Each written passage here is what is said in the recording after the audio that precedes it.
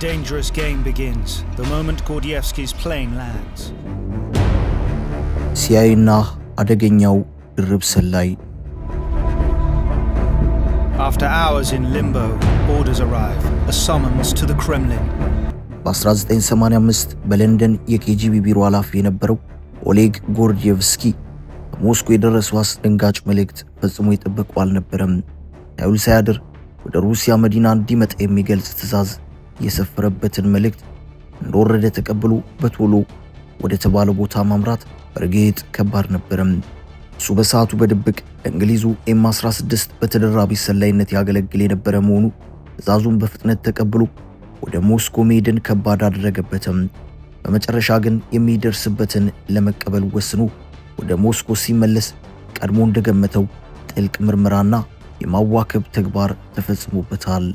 የሱ መጠርጠርና መጋለጥም ሲአይኤ የተደራቢ ሰላዮች ቁጥር ከጊዜ ወደ ጊዜ እየቀነሰ መምጣቱን በማመላከት ረገድ ቁልፍ ጥቆማን የሰጠ ነበረም።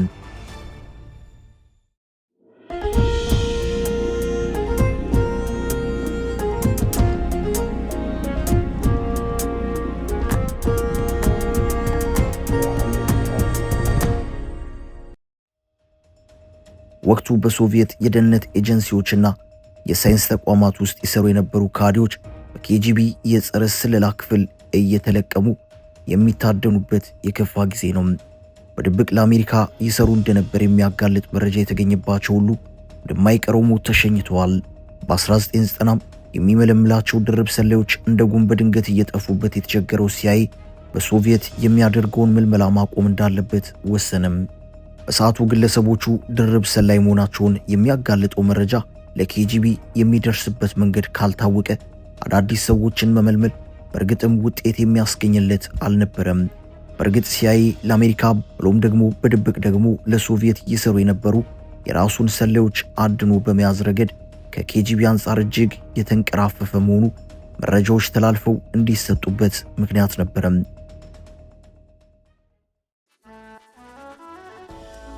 ተደራራቢ ሰላዮች ሊያስከትሉት የሚችሉት ውድመት እየከፋ ሲሄድ ግን የሰለላ ተቋሙን በመክዳት ለኬጂቢ የሚሰሩ አባላትን ለመለየት በሚል ድብቅ ዘመቻ እንዲታወጅ ተደረገ። የአሜሪካው የሰለላ ተቋም ነገሩን ለማወቅ ጡረተኛ የሲአይኤ ተቀጣሪዎችን በውስጡ ያካተተ አጣሪ ኮሚቴ መስርቶ ሂደቱን መመርመር ጀመረ። ኮሚቴው 3 ሴቶችን ጨምሮ 5 አባላት እንዲኖሩት ተደርጎ መዋቀሩንም የሰለላ ሰነዶች ያመለክታሉ። ሚስጥራዊው ኮሚቴው የሰለላ ቡድን አደጋ ላይ የጣለውን የመረጃ ማፈትለክ ሂደት መዳረሻ አፍኖ ለማወቅ አቅም አላቸው ተብሎ በሚታሰቡ ግለሰቦች እንዲሞላ መደረጉ ፈላጊ ነበረም። በእርግጥ ሲአይኤ መረጃ ፈትላኪዎችን ማደን በጀመረበት ወቅት ኬጂቢ በአንጻሩ ተቀናቃኙን ዶሲዎችና የግንኙነት መስመሮች ሰብሮ ገብቶ መረጃ በማግኘት የተካነ ነበረም።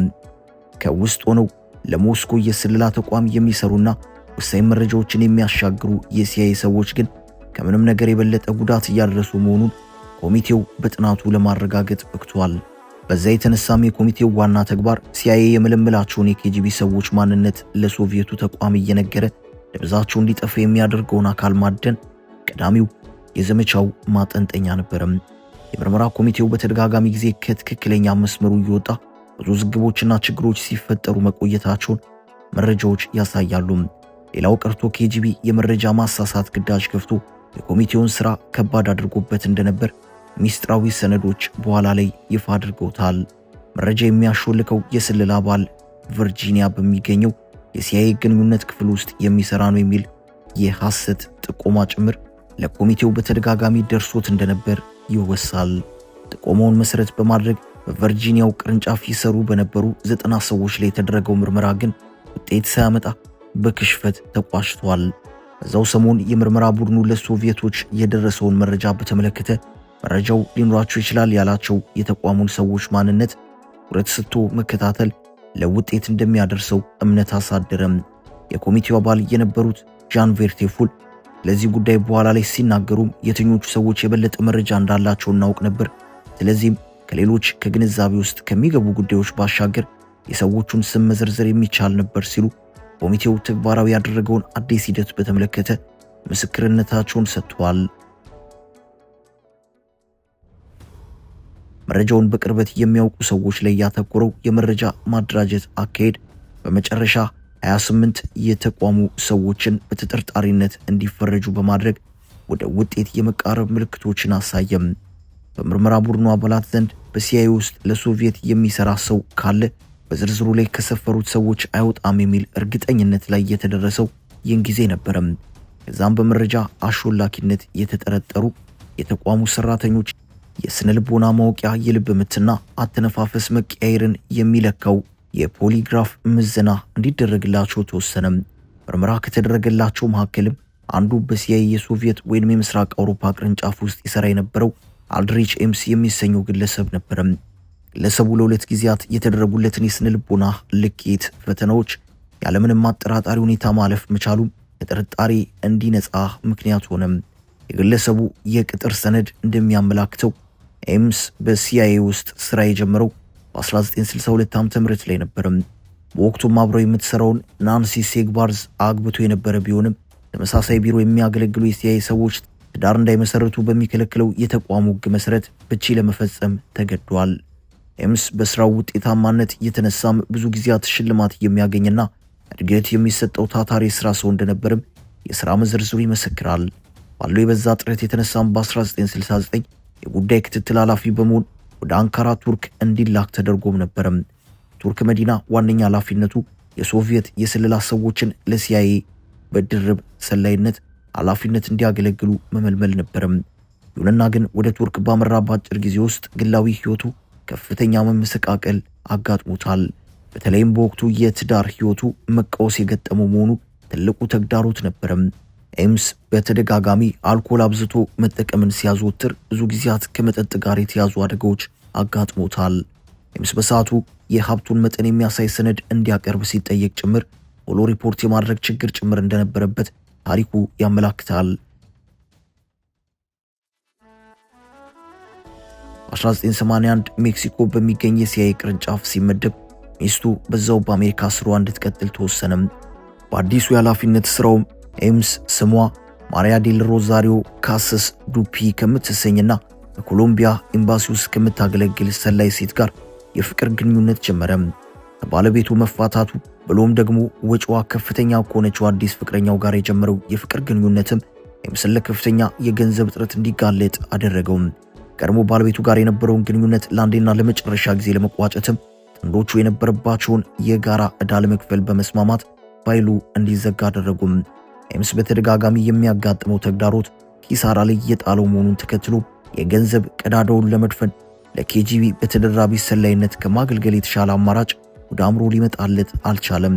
ወርሃ ሚያዝያ 1965 ዋሽንግተን ወደሚገኘው የሶቪየት ኤምባሲ በመሄድ የሲአይኤን ሚስጥራት ለመሸጥ እንደሚፈልግም አስታወቀም። በሰዓቱ እንዳጋጣሚ ሆኖ ሶቪየት በሚገኙ የምስራቅ አውሮፓ የሲአይኤ ቅርንጫፍ እንዲያገለግል በድጋሚ የመመደብ ዕድልን ማግኘቱም ያሰበውን ለመተግበር ነገሮችን ቀላል አድርጎለታል። አዲሱ ኃላፊነቱ ሲአይኤ በኬጂቢና በሶቪየት ወታደራዊ የስለላ ተቋም ላይ የሚያደርጋቸውን ክትትሎች ጨምሮ ሁሉንም አይነት መረጃዎች በቀላሉ እንዲያገኝ የሚያስችለው ነበረም። ሶቪየቶች አጋጣሚው ወርቃማ መሆኑን በመረዳታቸው ኤምስ የጠየቃቸውን ሁሉ ለመፈጸም ዝግጆች ነበሩም። በመጨረሻው ጊዜም ከሶቪየቱ ገንዘብ አቀባባይ ጋር ወጣ ባለ ስፍራ ተገናኝቶ በ100 የአሜሪካ ዶላሮች የተሞላ ቦርሳ ተረክቦ ተመልሷል። ኤምስ ቀብድ ተብሎ የተሰጠውን የመጀመሪያ ክፍያ ቤቱ ገብቶ ሲቆጥረው 50,000 የአሜሪካ ዶላር ሆኖ አገኘው። ኤምስ በዛ መልክ የመረጃ ማሾለክ ስራውን አንድ ብሎ ጀመረ። በመጀመሪያዎቹ ወቅት ዋጋ የሌላቸውን ሚስጥራት አሳልፎ በመስጠት በአገሩ አሜሪካ ላይ የሚያደርሰውን ጉዳት ለመቀነስ ጥረቶችን ሲያደርግ እንደቆየ ይወሳል። ነገር ግን በሂደት ማቆያ ባልተገኘለት ሁኔታ የሲአይኤን ድብቅ መረጃዎች ለኬጂቢ ሲዘርፍ መቆየቱ ዘግይቶም ቢሆን ተረጋግጧል። ኤምስ በኬጂቢ የድርብ ሰላይ ዝርዝር ላይ ከምንጊዜዎቹም ለጋስና አመርቂ የጥላት የመረጃ ምንጮች አንዱ ተደርጎ ሲታይ መቆየቱን ታሪኩ ይናገራል። ለሞስኮ የስለላ ተቋም በድርብ ሰላይነት መስራት በጀመረበት ወቅት ያን ያክል ጥንቃቄ የማያደርግ እንደነበርም ለማወቅ ተችሏል። ሶቪየቶችን ለሲአይኤ በድርብ ሰላይነት የመመልመል ኃላፊነት የነበረበት መሆኑ የሚፈልገውን ነፃነት እንዲያገኝ የተመቸ መሆኑ ጥንቃቄ ሂደቶችን ወደ ጎን እንዲል ምክንያት መሆኑ ይገለጻል። የሥራ ኃላፊነቱ የሰጠውን ክፍተት እየተጠቀመ ከጥርጣሬ ውጪ ሶቪየቶችን እንዳሻው ሲያገለግልና ሲያገኛቸው መቆየቱ ተረጋግጧል። ከሶቪየቶቹ ጋር በሚገናኝባቸው ወቅቶችም እጁ በአሜሪካ ዶላሮች ተሞልቶ ወደ ቤቱ መመለስ የሰርክ ተግባሩ ሆኖ ነበረም። በትንሹ ከ20,000 እስከ 50,000 የአሜሪካን ዶላር ድረስ ከሶቪየቶች ጋር ያደርግ በነበረው ግንኙነት ሲቀበል እንደነበረም በኋላ ላይ የእምነት ክደት ቃሉን ሰጥቷል። ለኤምስ ከሶቪየቶች ጋር በጎን ይከውን የነበረው የስለላ ስራ ትልቅ የገንዘብ ምንጩ እንደነበር መካድ አይቻልም። ለ9 ዓመታት ማንም ሳይደርስበት ለሶቪየቶች መረጃ ባቀበለባቸው ጊዜያት ላይም በጥሬ ገንዘብ 2.5 ሚሊዮን ዶላር አግኝቷል። ከዛ በተጨማሪ በሞስኮ በሚገኝ አንድ ባንክ በስሙ 2.1 ሚሊዮን ዶላር ተቀምጦለት እንደነበር መረጃዎች ይጠቁማሉ። በወቅቱ የሲአይኤን መረጃዎች እየወጣ በሸጠባቸው ዓመታት ውስጥም በአሜሪካ የስለላ ታሪክ ከፍተኛ ተከፋይ ያስባለውን ድምር 4.6 ሚሊዮን ዶላር ወደ ኪሱ መክተት እንደቻለም ይወሳል። ኤምስ በድርብ ሰላይነት ያገኘውን ገንዘብ በማጥፋት የተዋጣለት እንደነበር ታሪኩ ይናገራል። አዲስ መኖሪያ ቤት ለመግዛት በሚል ብቻ እንኳን በዛ ወቅት ውድ በሚባል ሁኔታ 540,000 የአሜሪካን ዶላር ክፍያን በጥሬው ፈጽሟል። ከዛ በተጨማሪም ቅንጡ የሚባል ጃጓር መኪና እስከ መሸመት ደርሶ እንደነበረም በኋላ ላይ ተረጋግጧል። ለልብስና ለመሳል ቅንጡ ተግባራት እጅግ ብዙ ገንዘብ ወጪ ሲያደርግ እንደቆየም ማስረጃዎች ተገኝተውበታል። የፍቅር ጓደኛው ዱፑይ በተደጋጋሚ ለውድ ሽመት ገበያ ስትወጣ የነበረ ከመሆኑ ባለፈ ሰዎች ወደ ነበሩበት ኮሎምቢያ ታደርጉ የነበረው የስልክ ጥሪ ከፍተኛ ወጪ እንደነበረው ይነገራል። የኤምስ ልታይ የሚል የህይወት ዘይቤ ግን በመጨረሻ በሲአይኤ አይን ውስጥ እንዲወድቅ መንስኤ መሆኑ የሚካድ አይደለም። ከሲአይኤ በኩል በጉዳዩ ዙሪያ ጥያቄ ሲቀርብለትም ለድንገተኛ የህይወት ዘይቤው መቀየር ምክንያቱ ፍቅረኛው ቤተሰቦች ሀብት መሆኑን በመግለጽ ለመከራከር ሞክሮ ነበረም። ነገር ግን የስለላ ተቋሙ ሰዎች ባደረጉት ማጣራት መረጃው ሐሰት መሆኑን ለማወቅ ብዙ ጊዜ አልፈጀባቸውም። በኤምስ የገንዘብ አወጣጥ ላይ በተደረገ ምርመራም አስደንጋጭ መረጃ ሊገኝ መቻሉ መረጃ የሚያሾልከውን ከዳተኛ በማግኘት ሂደት ውስጥ ትልቅ ሚናን ተወጥቷል። ባንክ ደብተሩ ላይ የገባውን የገንዘብ መጠን ነበረባቸው ቦታዎችና እንቅስቃሴዎች ታሪክ ጋር ለማናበብም ጥረት ተደርጓል። ድርብ ሰላዮችን ለመመልመል በሚል ከሶቪየት ዲፕሎማት ጋር በተገናኘባቸው ወቅቶች ወደ ባንክ ደብተሩ ከፍተኛ ገንዘብ ገቢ እንደተደረገለትም በምርመራው ለማወቅ ተችሏል። በኮሚቴው አባል የነበሩት ቬርቴፉል በኋላ ላይ ስለ አጋጣሚው ሲናገሩ ታንዲ ግሪምስ የምትሰኘው የአዳኝ ቡድኑ አባል ሁሉንም ነገር ስትረዳ ለፖል ሬድሞንድ መረጃ አቀባዩ ሰላይ አሜስ ነው ስትል ሁኔታውን ለማሳወቅ ወደ ዋናው ቢሮ ተጓዘች በማለት ስለ ሁኔታው አውስተዋል። የምርመራ ቡድኑ ወደ ውጤት የሚያደርሰውን ቁልፍ መረጃ ማግኘቱን ተከትሎ ክትትሉን ይበልጥ በማስፋትም ጭማሪ መረጃዎችን ሲያሰባስብ ቆይቷል።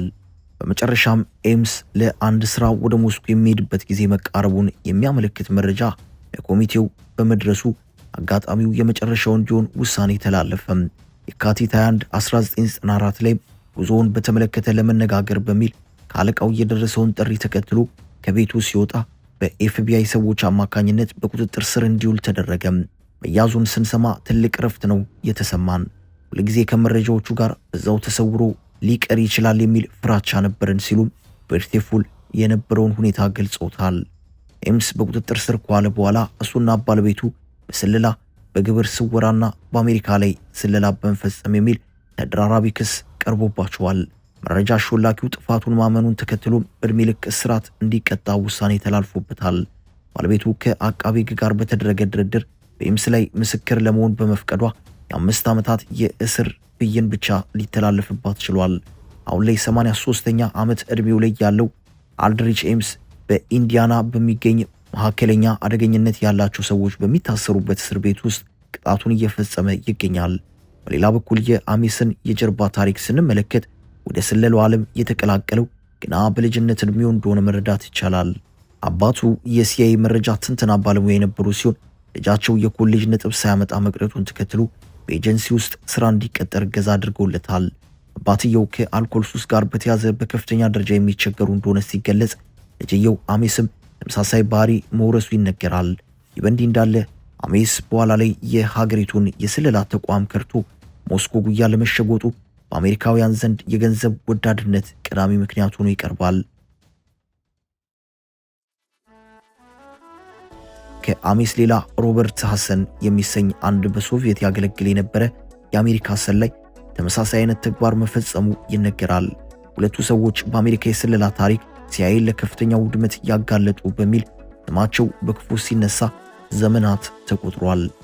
አሜስ በተቋም ውስጥ ከ1985 እስከ 1993 ድረስ ብቻ ለ8 ዓመታት ሲያገለግል፣ ሃንሰን በአንጻሩ ከ1979 እስከ 2001 ድረስ ሳይደረስበት በድርብ ሰላይነት ሲሰራ ቆይቷል። የሁለቱን ከዳተኛ ሰላዮች ተግባር በከፍተኛ ደረጃ አውዳሚ የሚያደርገው ጀነራል ዲሚትሪ ፖሊያኮቭ የሚሰኘውን የሶቪየት የስለላ ክፍል ኃላፊና የአሜሪካ ድርብ ሰላይ ለኬጂቢ አሳልፎ መስጠታቸው መሆኑ ይነገራል። ፖሊያኮቭ ለረጅም ጊዜያት በሶቪየት የጸረ ሚሳኤል ቴክኖሎጂ ልማት፣ በኩባ የሚሳኤል ቀውስ ብሎም በቻይና ላይ ያተኮሩ ወሳኝ መረጃዎችን ከኬጂቢ እየወሰደ ለአሜሪካኖቹ ሲያቀርብ የቆየ ሰው ነው። አሜስና ሃንሰን ለኬጂቢ ባቀበሉት መረጃ መሰረትም ፖሊያኮቭ የድርብ ሰላይነቱን የደረሰበት የሶቪየቱ የስለላ ተቋም የግድያ እርምጃ ሊወስድበት በቅቷል። ፖሊያኮቭ መገደሉን ተከትሎ ከሶቪየት ወደ አሜሪካ ይሰርግ የነበረው ወሳኝ የመረጃ ፍሰት ከ1988 አንስቶ ሊቋረጥ ግድ ብሏል። በዚህ መልክ ለአሜሪካ የስለላ ተቋም የጎኑ ጋት የሆኑበት አሜስ በ1990ዎቹ መጀመሪያ ሲደረስበት፣ ሃንሰን በበኩሉ ከ7 ዓመታት በኋላ በ2001 በቁጥጥር ስር እንዲውል ተደርጓል።